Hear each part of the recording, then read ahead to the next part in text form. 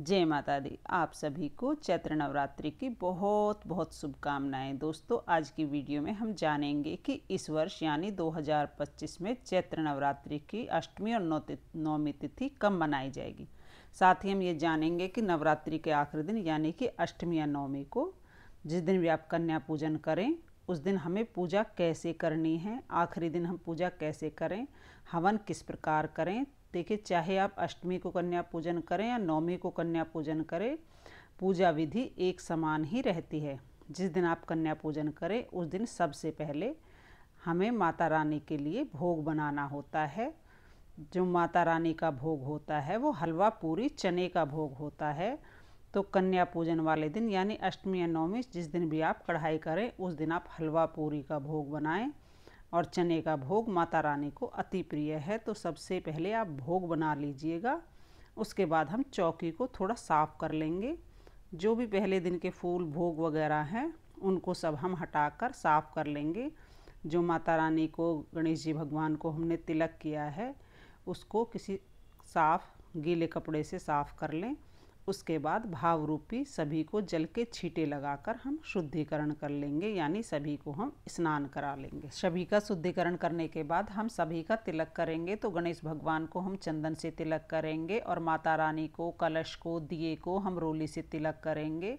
आखिरी दिन आपको सभी का तिलक करना है। पहले दिन और आखिरी दिन सभी का तिलक करना जरूरी होता है। उसके बाद हम चावल समर्पित करेंगे और वस्त्र रूपी कलावा समर्पित कर देंगे। उसके बाद हम फूल समर्पित करेंगे। तो आपके पास अगर फूल हो तो फूल समर्पित कीजिएगा, नहीं तो आपके पास फूल माला हो तो फूल माला ज़रूर समर्पित कीजिएगा आखिरी दिन। उसके बाद हम दक्षिणा समर्पित करेंगे। अगर आपने पहले दक्षिणा समर्पित कर दी है तो ठीक है, लेकिन अगर आपने दक्षिणा समर्पित नहीं की है तो कन्या पूजन के दिन आप दक्षिणा जरूर समर्पित कर दें। उसके बाद हम भोग समर्पित करेंगे। भोग में हम माता रानी को हलवा पूरी और चने का भोग लगाते हैं। अगर आप अष्टमी की कढ़ाई करते हैं तो अष्टमी के दिन लगाइएगा। अगर आप नौमी की कढ़ाई करते हैं तो नौमी के दिन यह भोग जरूर लगाइएगा। माता रानी को हलवा पूरी अति प्रिय है, तो यहाँ पर हम हलवा पूरी का भोग चढ़ा देंगे। साथ ही आपके पास कोई ऋतुफल अवेलेबल हो तो आप ऋतुफल का भी भोग लगा सकते हैं। उसके बाद हम जल समर्पित करेंगे। एक लोटा जल समर्पित करने के बाद अगर आप कोई पाठ करते हैं, व्रत कथा सुनते हैं तो इस समय आप सुन सकते हैं। उसके बाद हमें हवन करना होता है। तो देखिए, इस दिन आप हवन जरूर कीजिएगा। गाय के गोबर से बने हुए उपले को जलाकर हमने अग्नि प्रज्वलित कर ली है। हवन कुंड को हम तिलक कर देंगे। उसके बाद सबसे पहले इस पर मैंने कपूर रख दिया है। कपूर के बाद हम 5 आहुतियाँ घी की समर्पित करेंगे ताकि अग्नि अच्छे से प्रज्वलित हो जाए। फिर हम 2 लौंग के जोड़े समर्पित करेंगे।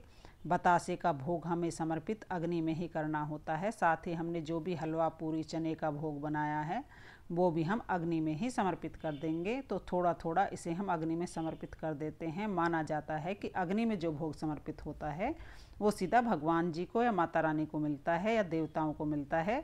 तो अग्नि में आप भोग जरूर समर्पित कीजिएगा आखिरी दिन। और अगर आपने पान का भोग नहीं चढ़ाया है तो आप पान का भोग भी इस दिन ज़रूर लगाइएगा। इसमें देखिए, एक लौंग हम निकालेंगे, इसको अच्छे से फोल्ड कर देंगे और इस लौंग को हम इसमें अग्नि में समर्पित कर देंगे।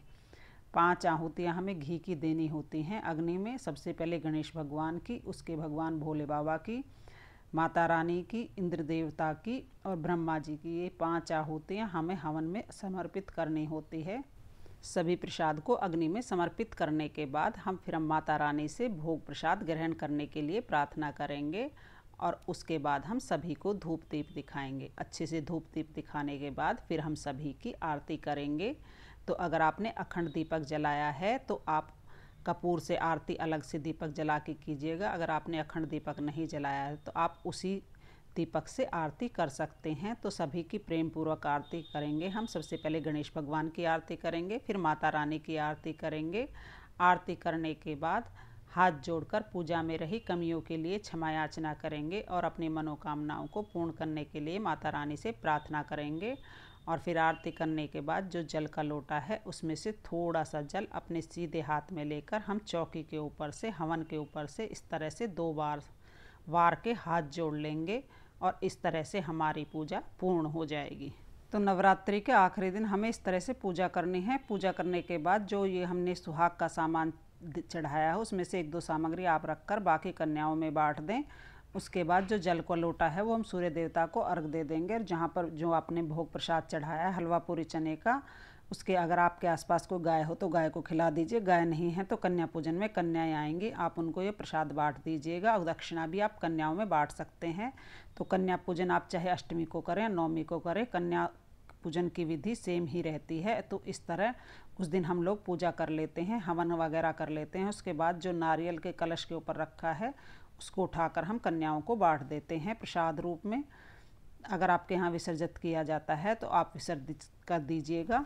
अब जान लेते हैं कि इस वर्ष यानी 2025 में अष्टमी नवमी तिथि कब है, यानी कब हमें कन्या पूजन करना है। तो अष्टमी तिथि 5 अप्रैल को है और नवमी तिथि 6 अप्रैल को मनाई जाएगी।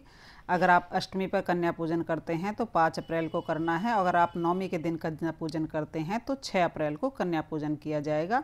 आप कन्या पूजन कब करते हैं कमेंट करके ज़रूर बताना। माता रानी की कृपा आप पर सदा सर्वदा हमेशा बनी रहे। जय माता दी। राधे राधे।